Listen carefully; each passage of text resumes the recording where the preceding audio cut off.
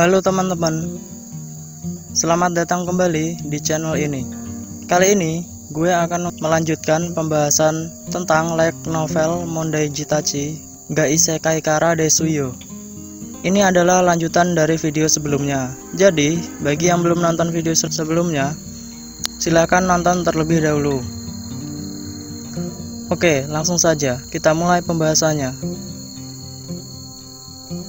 Dalam hati, Leticia berharap bahwa nama yang disebutkan Izayoi hanya kebetulan sama dengan nama orang yang dulu pernah ada di komunitas sejak 3 tahun yang lalu.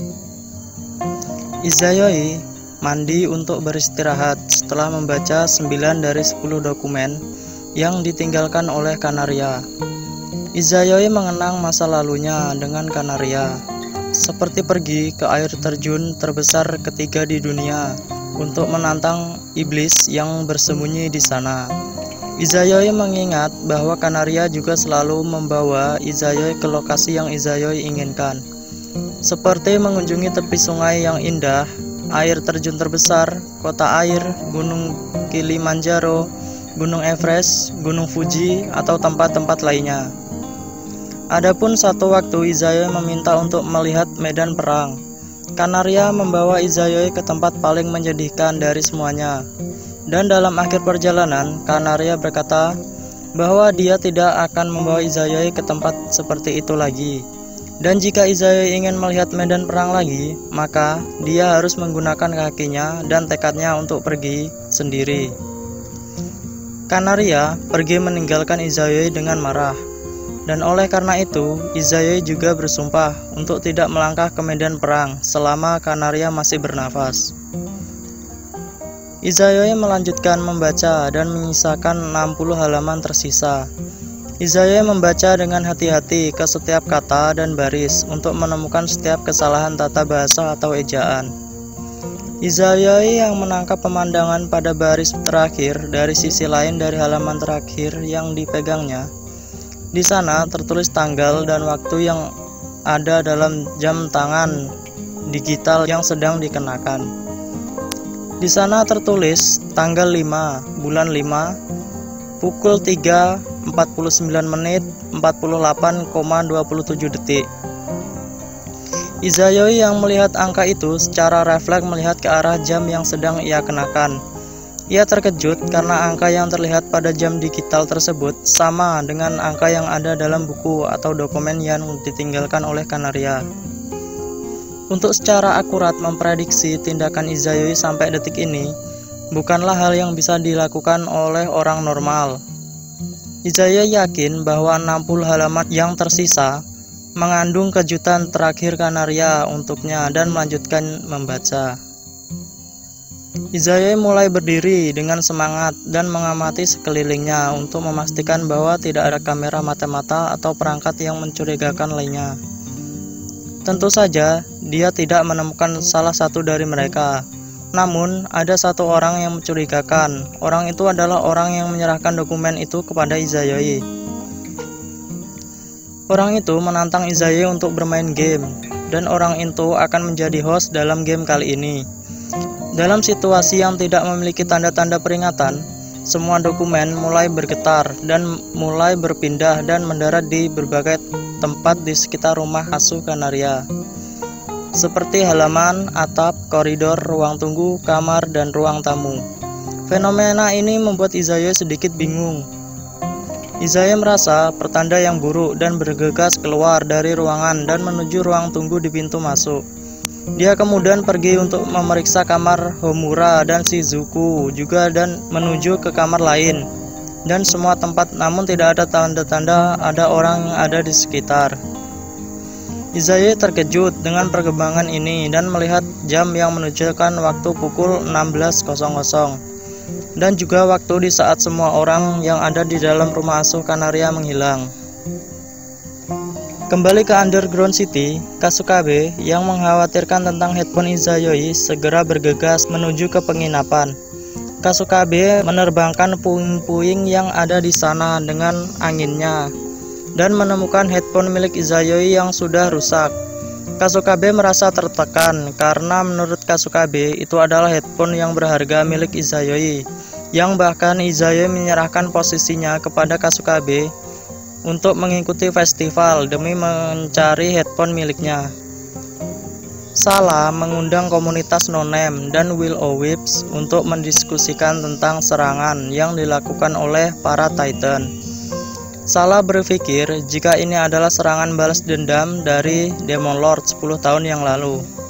Sala menjelaskan bahwa suku Titan berasal dari prajurit yang gugur dari pertempuran dari dunia lain. Dan karena telah mengalami kekalahan dan melarikan diri, karakter mereka jauh lebih damai, tidak haus akan peperangan dan mengkhususkan dalam bidang kerajinan. Namun ada subfraksi yang mendapatkan mereka menggunakan Grimoire yang disebut Kitab Invasi 50 tahun yang lalu dan menggunakan wewenang sebagai host untuk mendominasi suku Titan. Sala berdiri dan mengambil batu seperti mata dari tempat tersembunyi di balik bendera dan mengatakan bahwa mata ini masih tersegel. Namun jika ada yang melepaskan segelnya, mata ini mampu menghapus 100 orang dengan tingkat ilahi dalam sekali serang. Contoh orang yang memiliki tingkat ilahi adalah Demon Lord Pes. Sala mengatakan bahwa batu itu bernama The Death of Eibalor. Ini adalah mata terkuat dan paling ditakuti dari semua mata kematian dalam mitos Celtic. Legenda mengatakan jika mata ini terbuka, itu akan bersinar seterang matahari dan memberikan kematian pada waktu yang sama. Kuro Usagi berkata jika mata itu harusnya ikut lenyap, namun Sala mengatakan bahwa itu bukanlah hal yang aneh karena kebanyakan dewa Celtic adalah orang-orang yang mendapatkan keilahian. Maka tidak aneh jika muncul Balor kedua. Sala mengatakan bahwa saat ini wilayah selatan sedang dalam krisis karena posisi Floor Master sedang kosong karena kalah saat melawan seorang Demon Lord misterius yang sampai saat ini belum diketahui identitasnya. Oleh karena itu, Shiroyasa menyarankan untuk membuat Dracogryph Alliance dan naik ke tingkat 5 digit, dan dari festival ini akan menjadi ujian untuk mereka apakah mereka mampu menjadi Floor Master atau tidak. Sala meminta bantuan kepada No-Name dan Will-O-Wisps untuk membantu mengatasi jika ada serangan kembali dari Demon Lord. Will-O-Wisps menolak permintaan dari Sala karena komunitas Will-O-Wisps bukan berfokus untuk bertempur dan hanya fokus untuk membuat kerajinan. Namun Sala tidak menyerah dan mengatakan bahwa dia akan memberikan mata balur ini ke komunitas yang membuat kontribusi paling besar, dan mengatakan jika mata ini akan kompatibel dengan kemampuan dari Will, ketua dari Will-O-Wisps. Sala juga mengatakan bahwa No-Name juga memiliki kesempatan yang sama. Namun masih belum diketahui apakah ada orang dari No-Name yang bisa kompatibel dengan mata balur ini atau tidak. Saat itulah Sala mengingat jika ada hadiah yang dikirimkan oleh Shiroyasa kepada No-Name karena telah menyelesaikan game Hamelin dan Penio Fluid yang diselenggarakan oleh Black Death Demon Lord atau PES. Sala memanggil seorang pelayan dan pelayan itu membawa sebuah kotak kecil yang memiliki tutup yang diukir dengan lambang dua dewi yang saling berhadapan. Jin menerima kotak yang memiliki lambang bendera Thousand Eyes dengan gugup. Jin membuka kotak dengan serius dan di dalam kotak itu ada sebuah cincin yang diukir dengan badut yang meniup seruling. Cincin dengan lambang bendera dari Grimoire Hamelin. Kasukabe dan Asuka berada di ruang perawatan karena sedikit terluka saat melawan Titan. Asuka memegang headphone milik Izayoi yang rusak di tangannya dan menanyakan bagaimana bisa headphone ini bisa ada di sini. Kasukabe menjawab bahwa itu ada dalam tasnya. Namun Kasukabe berkata bahwa dia tidak tahu alasan kenapa headphone itu bisa berada dalam tas miliknya. Asuka mencoba meminta Kasukabe mencari orang yang berkemungkinan mencuri headphone itu dan menaruhnya di dalam tas milik Kasukabe. Kasukabe menggunakan indera keenam dan menemukan jejak yang ditinggalkan oleh pelaku. Kasukabe terkejut karena pelakunya adalah kucing miliknya.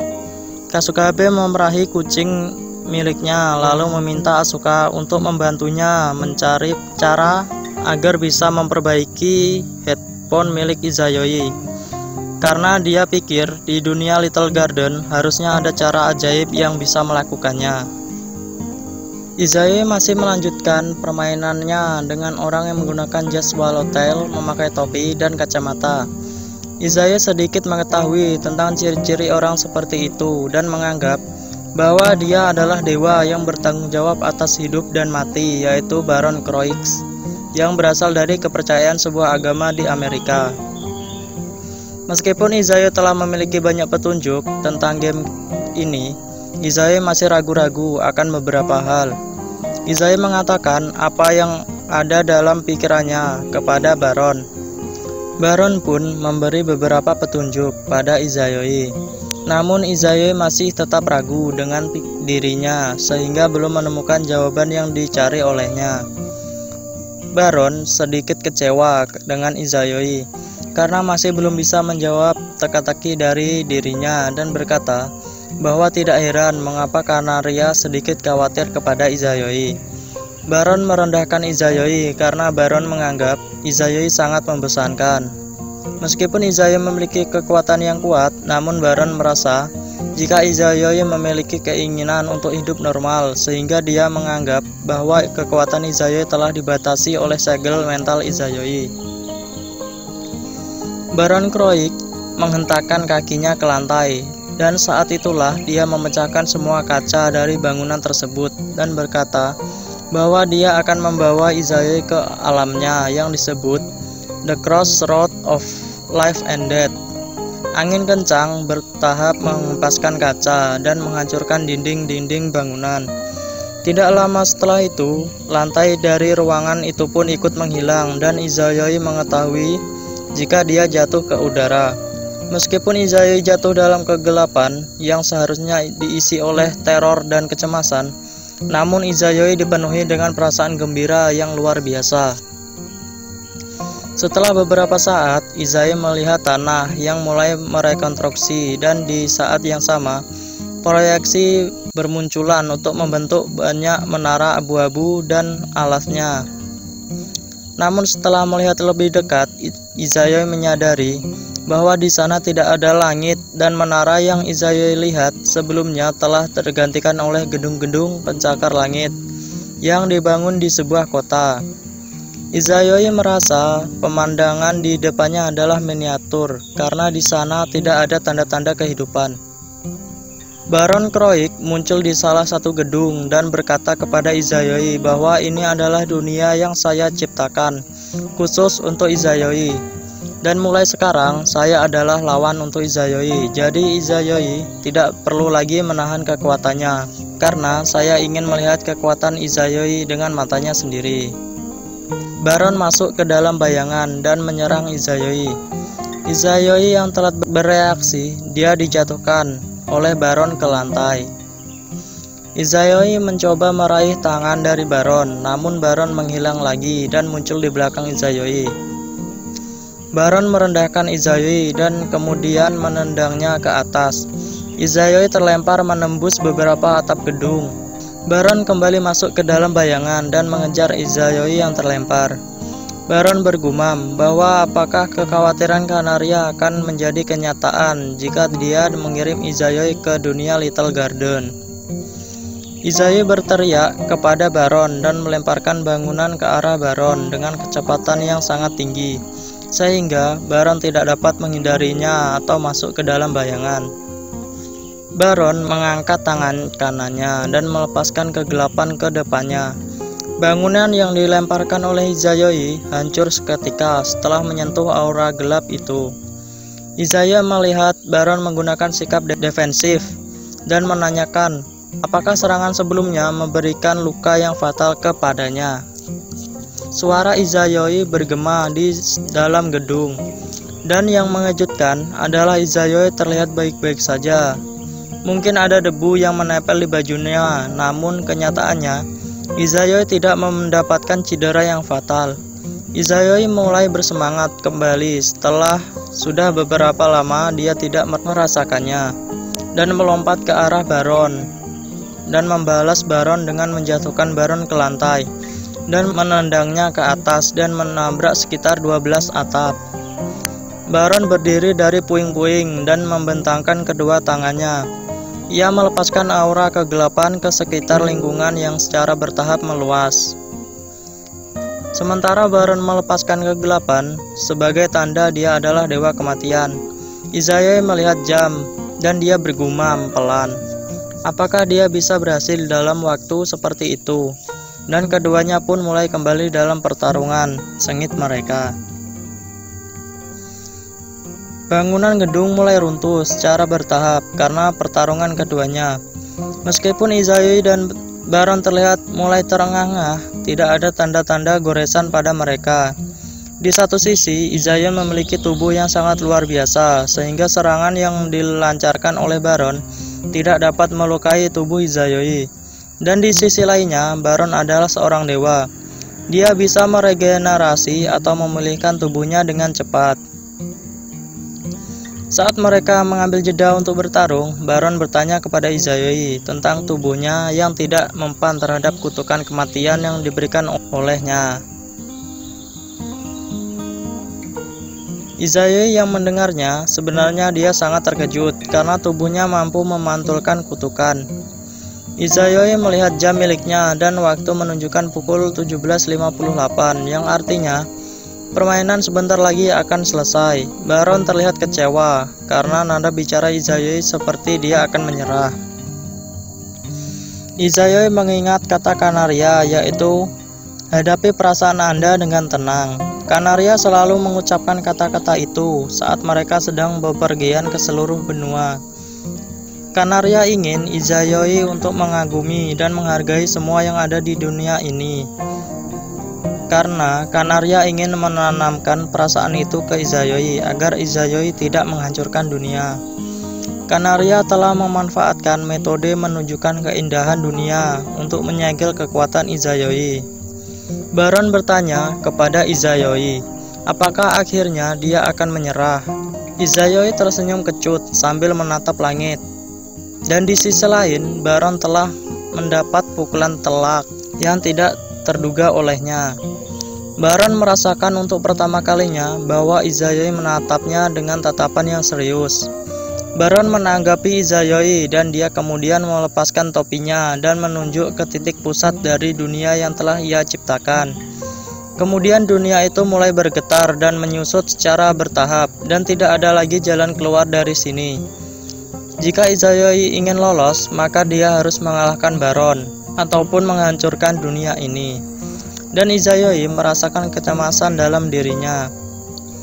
Dunia semakin menyusut. Izayoi sudah mulai kembali tenang, namun dia masih belum bisa mengetahui maksud sebenarnya dari Baron dan hanya bisa menatapnya. Izayoi menanyakan maksud sebenarnya dari Baron, karena jika terus begini, Izayoi dan Baron pun akan ikut hilang. Baron mengatakan bahwa jika itu terjadi, maka mereka berdua akan menghilang ke celah dimensi dan terlupakan. Maka dari itu, jika Izayoi ingin selamat, maka Izayoi hanya bisa bergantung pada kekuatannya dan menghancurkan dunia ini. Izayoi mendecakkan lidahnya dan mengangkat tinjunya setinggi-tingginya. Dia mengumpulkan seluruh tenaganya ke tangannya untuk melancarkan serangan. Puing-puing baja dan bangunan yang ada di bawah telah membentuk kawah yang besar karena kekuatan dan panas dari pukulan Izayoi.